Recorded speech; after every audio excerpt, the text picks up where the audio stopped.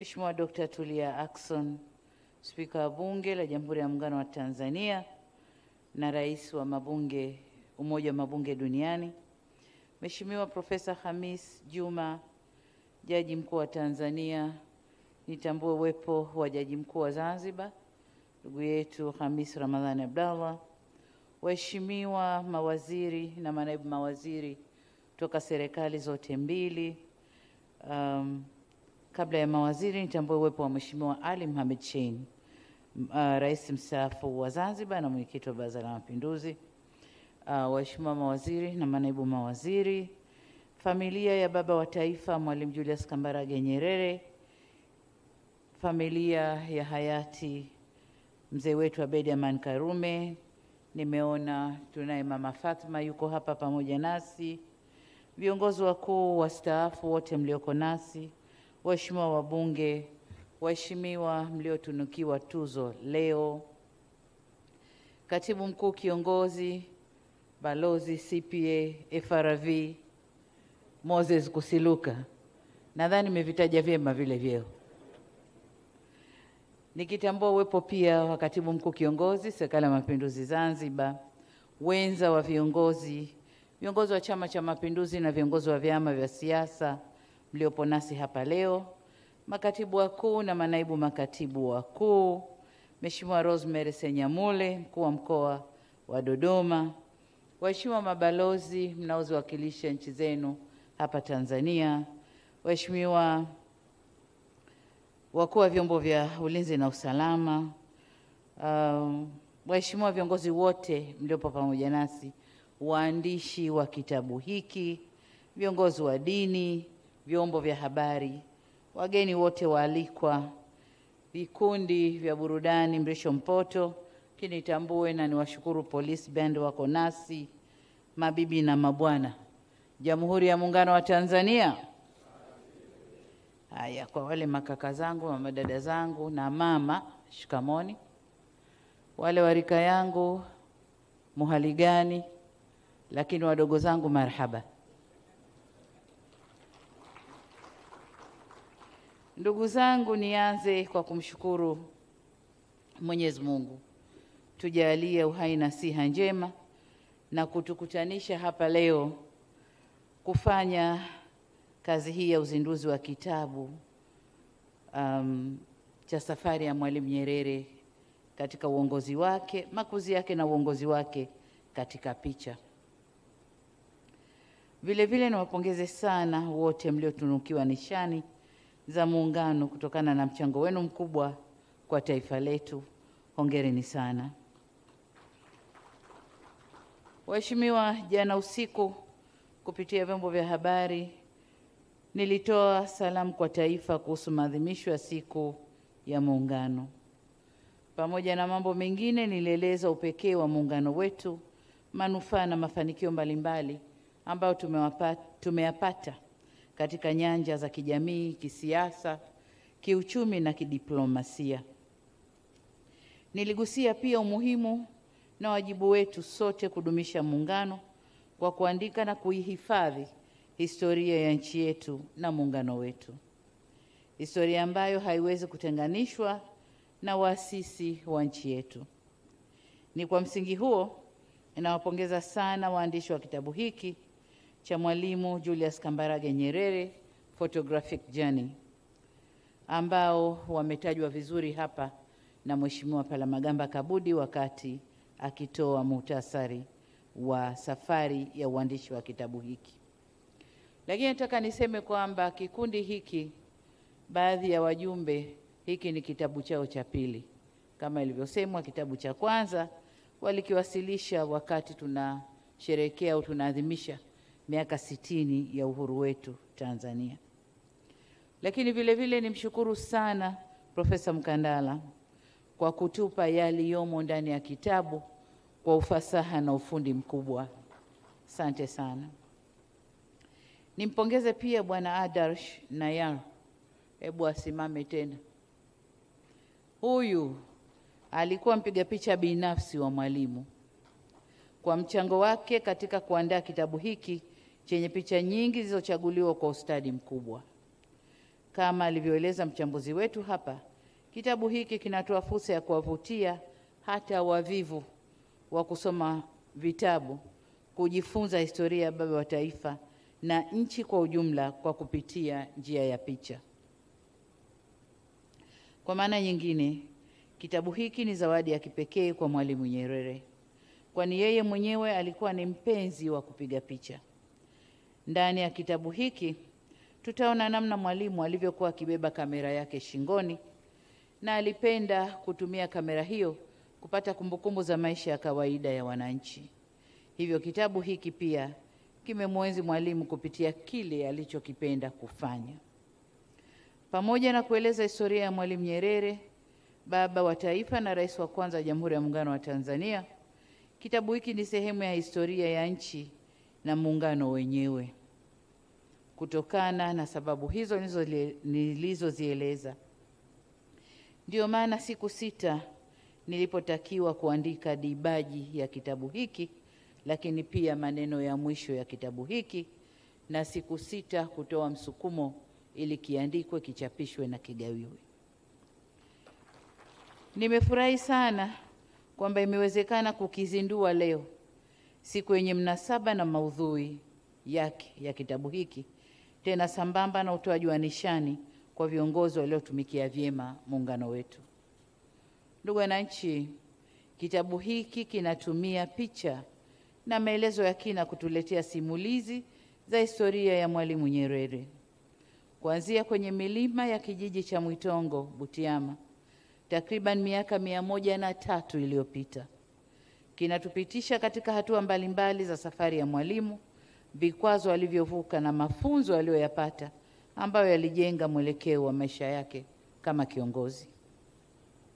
Ndugu wananchi, kama nilivyoandika kwenye dibaji, Mwalimu alikuwa kinara wa falsafa ya ujamaa na kujitegemea iliyojengwa katika misingi ya haki, utu, usawa, mshikamano wa kitaifa na maendeleo jumuishi au maendeleo ya watu.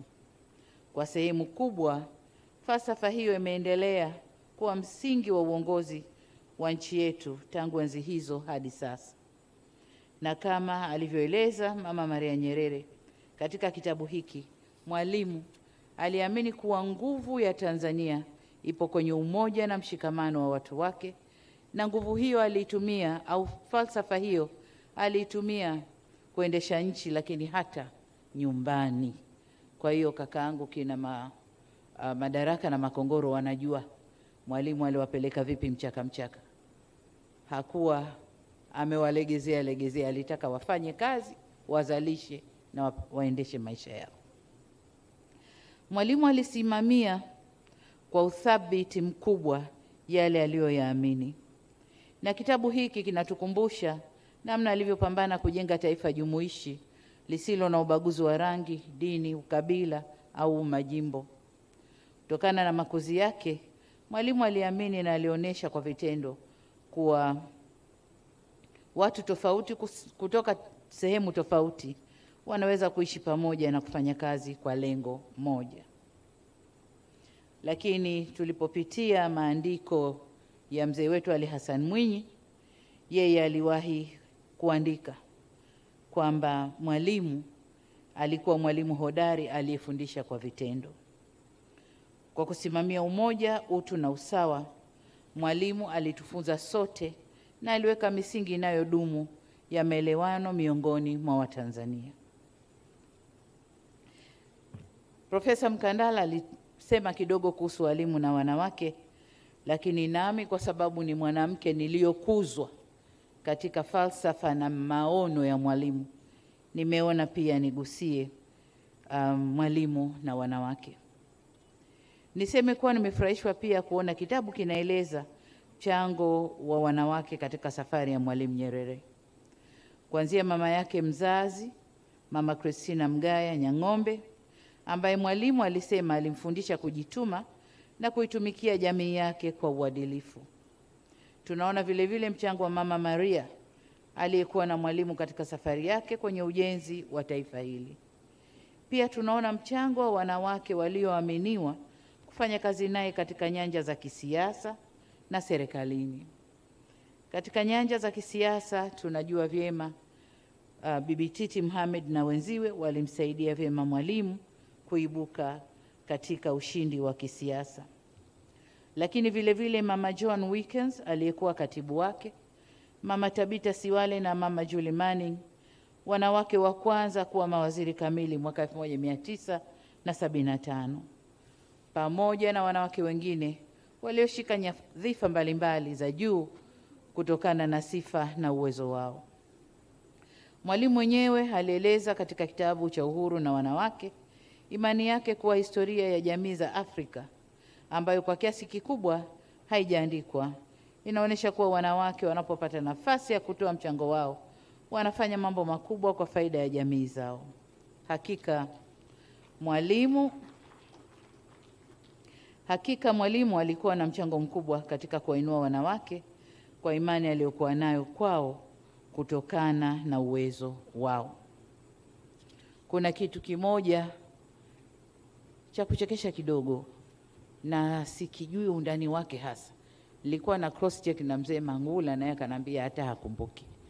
Lakini inasemekana kwamba kuna miaka huko nyuma Mwalimu alifuata ule msemo wa Kiislamu, Ar-rijali qawamuna ala nisai, na aliwaekea Umoja wa Wanawake wa Tanzania UWT katibu mkuu mwanamume kuongoza umoja wa wanawake. Sasa tuseme haya alikuwa mapenzi au, lakini pia alikuwa amewapa mtu ambaye angeweza kuongoza vyema kukamilisha mambo yao, kwa sababu alikuwa anaitwa Waziri Juma na Lukuvia na confirm kwa ananiambia Waziri Juma. Kwa hiyo hayo ndio mapenzi ya Mwalimu kwa wanawake. Kwa hivyo jitihada zetu za kukuza usawa wa kijinsia na uwezeshaji wa wanawake ziliwekewa msingi mzuri na uongozi wa Mwalimu, na awamu zilizofuata za uongozi wa nchi yetu zimeendelea kuwa na mchango mkubwa hadi kufikia hadhi tulionayo leo. Lakini tukiangalia pia mchango wake katika nyanda za kikanda, wakati wote wa uongozi wa Mwalimu Nyerere alihakikisha Tanzania inatoa mchango mkubwa kikanda na kimataifa, hususan kupitia Jumuiya ya Afrika Mashariki, Jumuiya ya Maendeleo Kusini mwa Afrika, Umoja wa Nchi Zisizofungamana na upande wowote na Umoja wa Mataifa. Zipo picha nyingi ndani ya kitabu tutakachokizindua zinazoonyesha mchango wa Mwalimu na nafasi ya Tanzania katika majukwaa haya yote kwenye harakati za ukombozi. Katika jitihada za kujenga umoja, tunaona picha ya Mwalimu akiwa amebeba mwenge wa uhuru kwenye maadhimisho ya kuzaliwa kwa TANU tarehe 7 Julai mwaka 1974, akiwa ameambatana na Rais wa Zambia Kenneth Kaunda na mwenza wake Waziri Mkuu Rashid Kawawa, lakini pia kiongozi wa Frelimo wakati ule Samora Machel. Picha hii inaonyesha ukaribu na ushirikiano waliokuwa nao viongozi hawa katika harakati za ukombozi wa nchi za kusini mwa Afrika.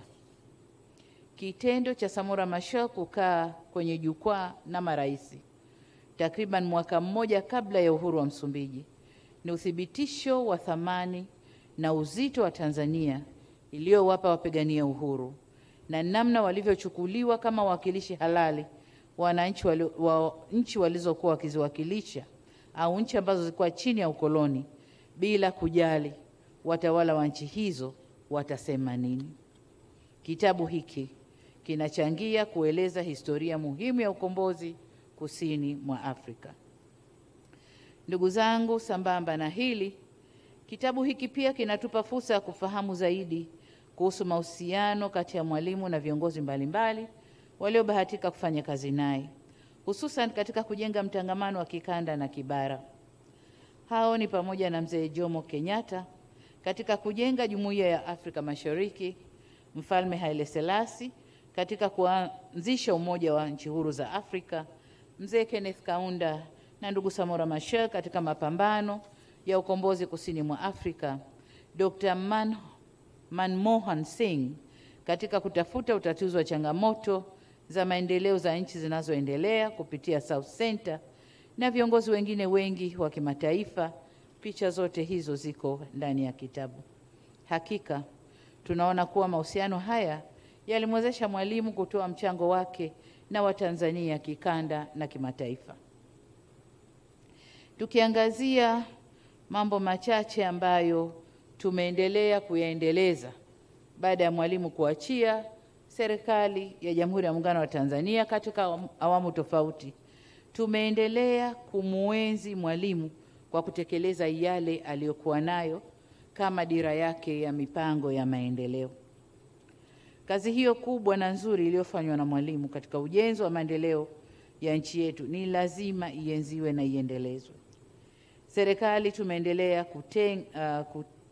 tumeunda kitengo cha kutunza kumbukumbu za viongozi wetu chini ya Balozi Kusiluka, chenye wajibu wa kushirikiana na taasisi, vikundi vya watu kama hiki au mtu binafsi kuandika kuhusu maisha na michango ya viongozi wetu wa kitaifa.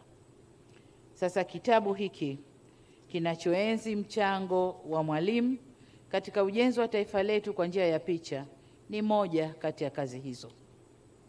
Kwa upande mwingine, serikali imeendelea kumwenzi Mwalimu kwa kuendeleza na kutekeleza fikra zake katika kuleta maendeleo kwa taifa letu na kutimiza na kulitunza jina la Jamhuri ya Muungano wa Tanzania huko ulimwenguni. Jambo la kipaumbele ni kulinda heshima na kuimarisha Jamhuri ya Muungano wa Tanzania. Tunafanya hivi kwa kuimarisha muungano wenyewe na kutatua changamoto zinazoweza kukwamisha shughuli za muungano. Mwalimu alikuwa na mwelekeo wa kwamba elimu yetu iendane na uhalisia wa maisha ya Mtanzania na kuwawezesha wahitimu kujitegemea. Katika hili, kuanzia mwaka jana 2024, serikali ilianza kutekeleza sera ya elimu iliyoboreshwa ili kuweka msisitizo katika kuwapa wanafunzi ujuzi utakaowezesha kuajiriwa na kujiajiri. Mwalimu aliweka msisitizo kwenye kilimo kama uti wa mgongo katika kujenga uchumi wa taifa na kuweza kujitegemea. Serikali yetu tumeendelea kuongeza uwekezaji kwenye sekta ya kilimo awamu kwa awamu hadi sasa, ambapo sio tu tumeweza kujihakikishia utoshelevu wa chakula kwa 128%, bali pia tumeweza kuongeza mauzo ya mazao ya kilimo nje ya nchi na hivyo kukuza pato la mkulima na taifa kwa ujumla. Vile vile, tumetekeleza miradi inayozidi kuwafungulia vijana wetu fursa ya kufanya kilimo, ufugaji na uvuvi wa kisasa. Katika hatua nyingine, tumetekeleza dira ya mipango ya maendeleo ambayo iliwekwa wakati huo. Moja na maarufu sana ni lile la kuhamishia shughuli za serikali hapa Dodoma na kufanya Dodoma kuwa mji mkuu wa nchi yetu. Vile vile, tumeendelea kukamilisha miradi ambayo aliona ingeweza kuwa na mchango kwa wananchi na taifa kwa ujumla. Kwa mfano, mradi wa kuzalisha umeme wa bwawa la Julius Nyerere, bwawa la Kidunda kwa ajili ya maji ya kilimo na maji kwa matumizi ya jiji la Dar es Salaam, ambalo sasa linajengwa na limefika kama asilimia karibu 50 hivi. Lakini pia bwawa la Mkomazi ambalo litaongeza tija katika uzalishaji wa mazao ya kilimo na matumizi mengine ya kijamii. Serikali pia imeendelea kukuza hadhi na matumizi ya lugha ya Kiswahili. Kwa mfano, maamuzi ya kuzitafsiri sheria zetu nchini kwa lugha ya Kiswahili kutatoa fursa kwa wananchi wengi kupata uelewa wa sheria za nchi. Kiswahili pia kinazidi kutambulika kikanda kama lugha rasmi ya kazi kwenye jumuiya zetu. Kimataifa, kama mnavyoelewa, tarehe 7 Julai ya kila mwaka imetambulika kama siku ya Kiswahili duniani, katika kutambua nafasi ya lugha hii adhimu ya Kiafrika. Limezungumziwa swala la utamaduni na michezo ambalo Mwalimu alikuwa akifanya juhudi kulikuza. Serikali yetu kupitia awamu tofauti tumekuza michezo na sasa mnaona kiwango cha michezo tulichofikia nchi yetu Tanzania. Aidha, kama alivyofanya Mwalimu Nyerere, Tanzania inaendelea kutoa mchango wake katika kuimarisha utangamano wa kikanda na ushirikiano wa kimataifa. Lakini katika upande wa kisiasa, ujenzi wa chuo cha uongozi Kibaha ni kuenzi fikra za Mwalimu, kuweka pamoja nchi zile zilizokuwa zinaitwa nchi za mstari wa mbele, frontline states, ili tuwe na umoja na kulinda uhuru wetu kama Waafrika. Ndugu viongozi, wageni waalikwa, mabibi na mabwana, ninapohitimisha nataka niseme kwamba kitabu hiki kimebeba masuala mengi sana, lakini nimeona niagusie hayo machache tu. Niseme kuwa kwa ujumla Mwalimu aliacha alama isiyofutika kwenye nyoyo za watu waliomfahamu na kwenye nyanja zote za maisha ya jamii ya Watanzania, ikiwemo msisitizo wa kuwa wamoja na kushikamana na kuhimiza watu kufanya kazi kwa bidii ili kuleta maendeleo ya nchi. Na ndio maana neno kazi kila awamu tunakwenda nalo. Kazi ni utu, kazi, mambo mbalimbali ya kazi. Tumetoka kwenye kazi iendelee, kazi hapa kazi tu, na sasa tuko kwenye kazi iendelee. Kwa hiyo neno kazi limechukuliwa na awamu zote na tunaendelea kulihimiza na kulifanyia kazi. Kupitia historia ya Mwalimu katika ujenzi wa taifa, sisi viongozi wa sasa tunazidi kupata ujasiri na uthubutu kuyakabili yale yanayolikabili taifa letu leo. Kwa maandishi ya kitabu hiki nitoe rai kwa ili tuweze kukitumia kitabu hiki kwa upana zaidi hapa nchini, na nafurahi Profesa ameanza kusema kwamba wameanza kutafsiri kitabu kilichopita, na ni imani yangu kwamba mtaendelea kukitafsiri hiki kiwekwe kwenye lugha ya Kiswahili ili watu wengi Tanzania waweze kukisoma. Lakini vile vile niwatake kitabu hiki kipatikane kwa njia ya kidigitali ili kiwafikie watu wengi kote duniani. Na serikali iko tayari kuendelea kuwapa nguvu ili haya yatimie. Nimalizie kwa kuwahimiza kwamba historia ya Muungano ina waasisi wawili, na nimefurahi kusikia hapa kwamba leo tunapozindua kitabu kimoja, kitabu kingine tayari kazi imeanza, kitakachomweleza Sheikh Abeid Amani Karume, maisha yake, makuzi yake, maono yake na kazi alizozifanya hadi kuleta muungano wa Tanzania. Ndugu zangu, nitoe rai, na rai yangu ni kumuenzi inaendana pia kwa wananchi wote. Hii rai yangu ni kwa wananchi wote. Niwaombe tumuenzi kwa kushirikiana kuleta maendeleo kwenye taifa. Kama alivyosema Mwalimu mwaka 1973, ikiwa maendeleo ya kweli yatatokea, ni lazima watu washirikishwe. Kwa hiyo niwaombe watu tushirikiane katika kuleta maendeleo ya kweli ndani ya taifa letu. Migogoro, uvunjifu wa amani na mizozano haitaleta maendeleo ya kweli kwenye taifa letu. Kwa hiyo niwaombe wote tushikamane, tujenge nchi yetu, tuinue taifa letu, tulete ustawi kwa watu wetu.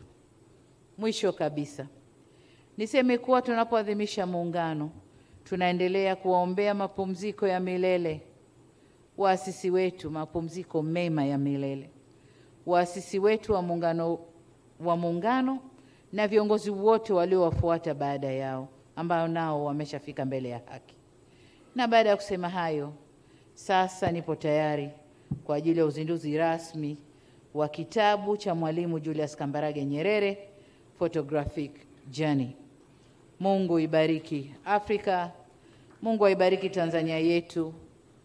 Tumuombe Mungu pia ubariki muungano wetu na Jamhuri ya Muungano wa Tanzania. Kazi iendelee. Asanteni sana. Makofi mengi.